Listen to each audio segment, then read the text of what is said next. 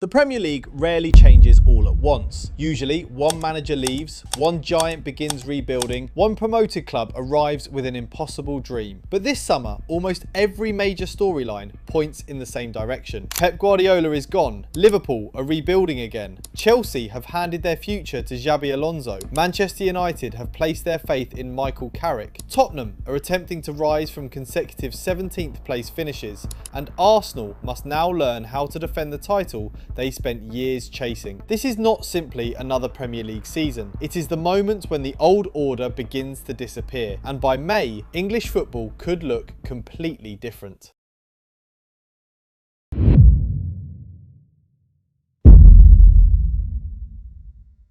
The largest change is happening at Manchester City. For a decade, Pep Guardiola was more than their manager. He was the club's footballing operating system. Recruitment was shaped around his ideas. Players were chosen for highly specific roles. Opponents changed their tactics simply because Manchester City were next on the fixture list. Now Guardiola is gone, and Enzo Maresca has inherited one of the most sophisticated teams English football has ever seen. On paper, City are better prepared than most clubs would be. Their structure is strong. Their squad is expensive. Maresca understands the Guardiola school of positional football, but replacing a legendary manager is rarely about copying his tactics. It is about replacing the certainty he created. Manchester United won the league in Sir Alex Ferguson's final season. 1 year later, they finished 7th. Arsenal remained competitive after Arsene Wenger, but spent years searching for a clear identity. City will be desperate to avoid the same decline, and Maresca immediately faces an impossible balance. Change too much, and he risks damaging the machine Guardiola built. Change too little, and every setback will make him look like a caretaker, protecting somebody else's legacy. Every defeat will produce the same question: would this have happened under Pep? But across Manchester, another manager faces the opposite problem. Michael Carrick is not replacing a dynasty. He is trying to prove that a promising revival is real. Carrick lifted United from 7th to 3rd after taking over during the 2025-26 season, earning the permanent job and Champions League qualification. But last season, United played only 40 matches in all competitions. Now they must combine domestic pressure with European football. That means less preparation, more rotation, more injuries, and far less patience after a bad result. A tactical system can look convincing when the manager has an entire week to prepare. The true test comes when that system must survive 3 matches in 8 days. Carrick has restored belief. Now he must prove it can survive success. And as difficult as those 2 Manchester jobs appear, the most dangerous gambles may be taking place elsewhere.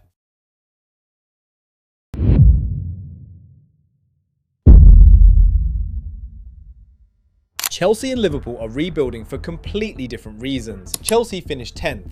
Liverpool entered the summer after a disappointing title defence and the shock departure of Arne Slot. But both clubs have reached the same conclusion: their old direction was no longer enough. Chelsea have appointed Xabi Alonso, not merely as a head coach, but as manager. That distinction matters. It suggests Alonso may receive more influence over recruitment and the wider footballing structure than several recent Chelsea coaches. And he has one enormous advantage: no European football. While rivals travel across the continent, Alonso will have full weeks on the training ground. Time to teach his shape, time to develop relationships, time to correct mistakes before the next match. For a coach known for detailed tactical work, that could transform Chelsea far more quickly than people expect. But that advantage also removes excuses. There will be no Thursday night travel to blame, no European fatigue, no need to rotate half the team before a crucial league fixture. If Chelsea struggle, the focus will fall directly on Alonso, the transfer window, and the club's decision making. Chelsea are betting that one coach can finally turn their collection of young talent into an actual team. Liverpool's gamble is even more complicated. Andoni Iraola arrives after guiding Bournemouth into Europe for the first time in their history. His football is aggressive,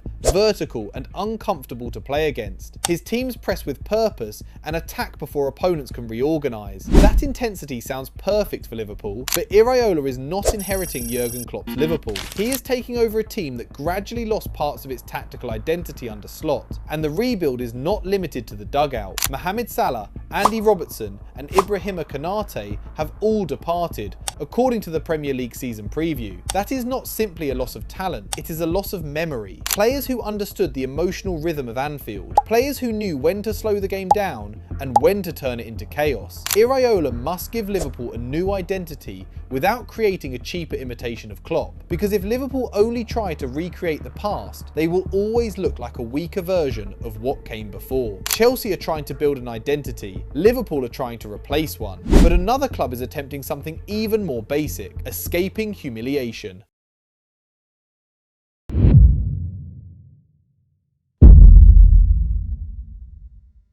Tottenham have finished 17th in consecutive Premier League seasons. For a club with their resources, stadium and ambitions, that is extraordinary. Roberto De Zerbi arrived with Spurs facing relegation and collected 11 points from the final 6 matches to secure survival. That late improvement gave supporters something they had almost forgotten: hope. De Zerbi's football is built around risk. His teams invite pressure, play through tight spaces and try to manipulate opponents into leaving gaps elsewhere. When it works, it can make an ordinary team look fearless. When it fails, it can make every defensive error look self-inflicted. The question is whether his strong finish represented the beginning of a genuine rebuild or simply the adrenaline of a relegation battle. Survival provides urgency, rebuilding requires patience. Tottenham do not need another 6-week revival. They need an identity that can survive poor results, injuries and the first wave of criticism. And while Spurs are attempting to recover their status, 3 promoted clubs are arriving with almost nothing to lose. Coventry City are back in the Premier League after 25 years. They fell all the way to League 2 before completing one of English football's great long-term recoveries. Hull City return after a decade away. Ipswich Town complete the promoted group. Promoted teams are normally introduced with one question: can they survive? But last season changed the expectations. Sunderland qualified for Europe in their first year back, while Leeds secured safety comfortably. That does not mean Coventry, Hull or Ipswich will repeat it.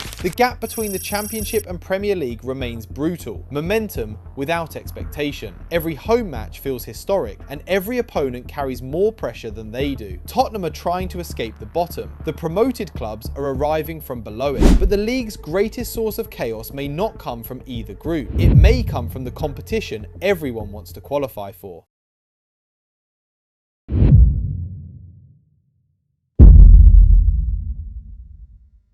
9 Premier League clubs will compete in UEFA tournaments during 2026-27. That sounds like evidence of English football's strength, but domestically it could become a weakness. European competition does not only add matches, it removes preparation time. Thursday night travel affects Sunday afternoon pressing. Squad rotation breaks partnerships. Minor injuries become serious when the replacement must start 3 matches in 8 days. And the clubs without Europe gain something almost as valuable as a major signing: time. Time to recover, time to analyse opponents, time to train. Last season, only 2 points separated 7th place from 11th. A single poor week could move a club from European qualification into the bottom half. Now Bournemouth, Brighton and Sunderland must balance the excitement of European nights with the reality of maintaining domestic form. A surprise success can quickly become a struggle. The league table may stop reflecting which team is best and start reflecting which squad can survive the calendar. That creates an opportunity for clubs like Chelsea, who have no European football. It may also help promoted teams, who can focus almost entirely on survival. And it means the battle below the traditional top 6 could become even less predictable than last season. But one team enters this chaos from a completely different position. Arsenal are not chasing the champions anymore, they are defending the crown, and that creates the biggest tactical question of the entire season.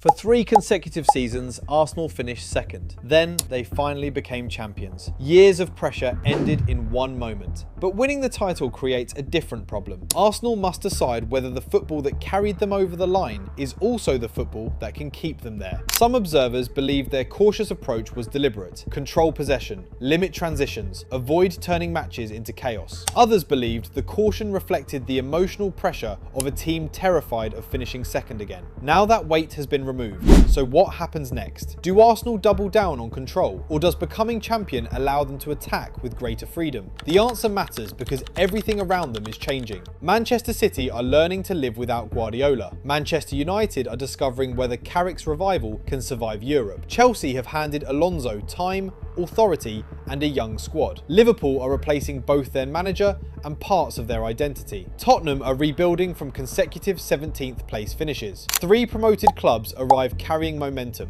and 9 English teams will be stretched across UEFA competitions. Arsenal appear to offer stability, but stability can become predictability. Opponents now have an entire summer to study the champions. Every weakness will be examined. Every set piece will be prepared for. Every attempt to control a match will be tested by teams with nothing to lose. Winning the league proved Arsenal could reach the summit. Defending it will reveal whether they can define the era. And that is why the 2026-27 season feels different. This is not one isolated managerial change. It is a chain reaction. Guardiola's departure creates uncertainty at City. City's uncertainty gives Arsenal an opportunity. Arsenal's title places pressure on Carrick, Alonso and Iraola to close the gap. European football creates opportunities for the teams left behind. The promoted clubs enter believing the established hierarchy is vulnerable. Every story connects to the next. Some clubs believe they are beginning a new era. Others may already be entering decline without knowing it. By May, one rebuild will look visionary, another will look reckless. One new manager will be celebrated, another may already be gone. And one club will take control of a league where almost everything familiar has changed. The Premier League is not simply returning, it is resetting. Which club is best prepared for the new era, and which one is heading towards disaster? Tell us below. This is Offside Stories, football history, theories, untold stories.